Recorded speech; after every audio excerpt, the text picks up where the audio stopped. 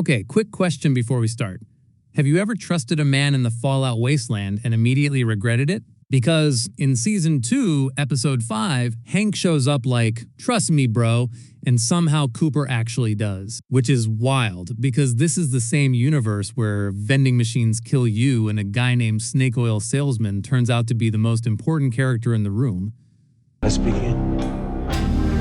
But underneath that, Fallout is doing something very sneaky. It's setting up the idea that Hank doesn't need to win a fight. He just needs you to believe one very specific lie, and once you see it, you can't unsee it.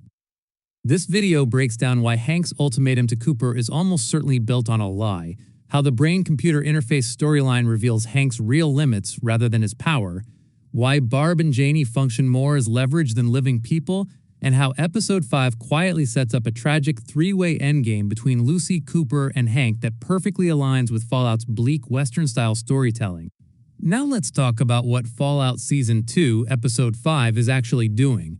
Because beneath the chaos, the vomit jokes, the kidnappings, and the sudden violence, this episode makes one devastating point very clear. Hank doesn't need control over bodies to win. He needs control over belief. By the end of this episode, it becomes increasingly obvious that Hank's most powerful weapon isn't technology or force, but the idea he plants in Cooper's head. The possibility that Barb and Janey might still be alive is enough to bend Cooper into doing exactly what Hank wants, even when every instinct he has is screaming that something is wrong. The episode opens in Las Vegas with the Snake Oil Salesman casually chatting with a fully integrated security technotronic officer, and at first, it plays like classic Fallout absurdity. This is the kind of scene the franchise uses to lull you into comfort, reminding you that this world is weird, darkly funny, and slightly unhinged. That tone collapses the moment Hank arrives and kidnaps the salesman. This isn't random violence or villainous flair. It's urgency. Hank is no longer operating from a position of abundance. He is scrambling, and the show subtly tells us that his carefully controlled system is beginning to fail. Up until now, Hank's brain-computer interface experiments have followed a grim progression. He starts with rodents. They die. He moves to a human subject. That subject's head literally explodes. These failures matter because they establish a pattern. Hank's technology does not work reliably. It isn't a finished product. It's volatile, unpredictable, and dangerous even to him. That context is essential when we see the cryopods labeled Barb and Janey later in the episode. They are still active, and that detail is not comforting. It's suspicious. If Hank truly had no restraints, those pods would be empty. The fact that they aren't suggests Hank is operating under oversight. He answers to someone. Killing high-value Vault-Tec assets would attract attention he can't afford. This is why the salesman matters so much. When Hank kidnaps him, it's not because the man is important, powerful, or chosen for any noble reason. It's because Hank is out of options.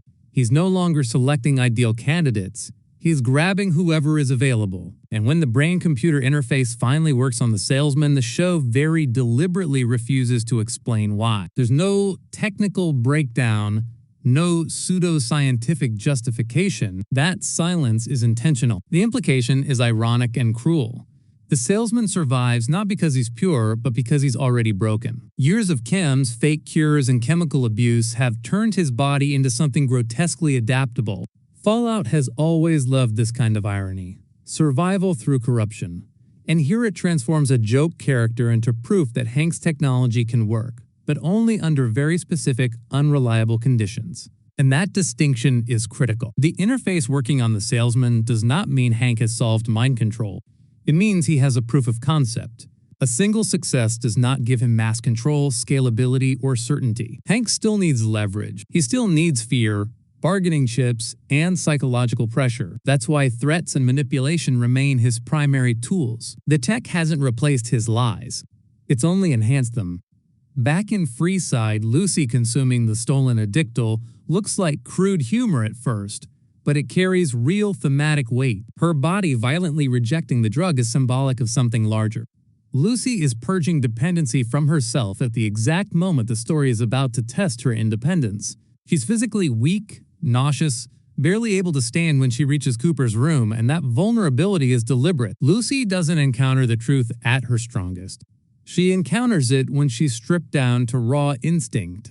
Inside the room, Cooper reveals the salesman, now fully mind-controlled, calmly speaking on Hank's behalf. Hank doesn't need to be present to dominate the scene. His voice travels through people. The salesman explains that Hank is in an underground facility and cannot be reached unless he wants to be. That line alone defines Hank's power. This isn't a villain hiding in fear. This is a man protected by systems, distance, and intentional isolation. You don't confront Hank unless he allows it. Then comes the ultimatum that defines the episode. The salesman states that Hank will kill Barb and Janey if Cooper doesn't take Lucy back to her vault and keep her there until Hank completes his plans. This is the moment where the episode quietly asks the audience a question. Do you believe him? The show never confirms that Barb and Janey are alive. It never shows them speaking. It never shows Hank interacting with them as people. All we have are cryopods and threats, and that's the point. The threat doesn't need to be true. It only needs to be believable to the person it's aimed at. Cooper accepts the deal,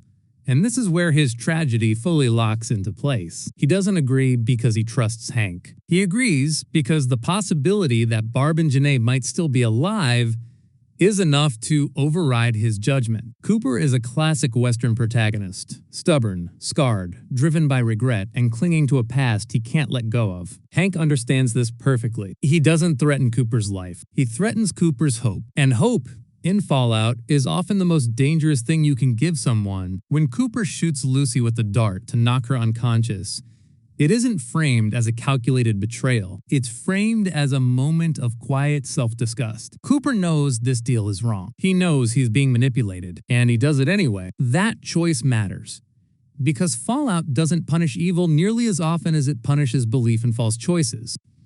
Cooper believes there is a lesser evil here. The world is about to prove him wrong. After the salesman leaves to inform Hank of Cooper's decision, Cooper pours himself a drink, trying to numb the weight of what he's done. This moment is important because it shows us that Cooper hasn't made peace with his choice. He hasn't rationalized it. He's simply accepted it as the cost of hope. Lucy, however, refuses to stay passive. Barely conscious, still reeling from the dart, she reaches for the power fist she stole earlier and strikes Cooper with everything she has. The moment isn't triumphant or heroic. It's raw, desperate, and ugly. Cooper goes flying through the window and is impaled on a pole below. This isn't just shock value. It's symbolic. Cooper is punished not for cruelty or malice, but for compromise. He chose comfort over truth, and Fallout's world responds with immediate, brutal consequence. There is no moral victory here, only pain. Cooper survives, but survival is not the same as winning. The episode's final movement is its quietest and most unsettling. Hank appears in person to meet Lucy. This should immediately raise alarms. Hank is a man who operates through distance, proxies, and controlled environments. He does not expose himself unless he is absolutely certain the situation is under his control. The question of where he's taking Lucy matters, and while Vault 33 is the emotionally obvious answer, it makes little strategic sense. Transporting her across the wasteland accomplishes nothing. Keeping her in his current Vault Tech facility accomplishes everything. That facility is where Hank controls the narrative. It's where he can talk, explain, justify, and reshape the truth. And that's where the lingering question about Barb and Janey becomes unavoidable. The show gives us no functional evidence that they are alive, only emotional leverage. For a man obsessed with efficiency, keeping them alive this long serves no practical purpose unless their existence as prisoners matters less than their existence as an idea. Hank doesn't need them breathing. He needs Cooper believing. This reframes Cooper's entire journey. What if it was never about rescue? What if it was about containment? As long as Cooper believed there was something to save, he could be guided, delayed, and controlled. The moment that belief collapses is the moment Hank loses his grip. Whether Lucy delivers that truth to Cooper, or Cooper discovers it himself by tracking Hank, the result will be the same. Clarity arriving too late. The endgame episode 5 sets up is not a battle of strength or technology. It's a battle of narratives. Lucy represents truth earned through suffering. Cooper represents denial sustained by hope. Hank represents institutional evil so refined it doesn't even need to shout. This is Fallout at its most honest. Systems endure, people break, and the most radioactive thing in the wasteland isn't a bomb or a machine. It's a lie you want to believe. Episode 5 doesn't scream this at you. It lets you laugh, recoil, and wince, while it quietly tightens the trap. By the time the finale arrives, the violence won't be the shocking part. The truth will be.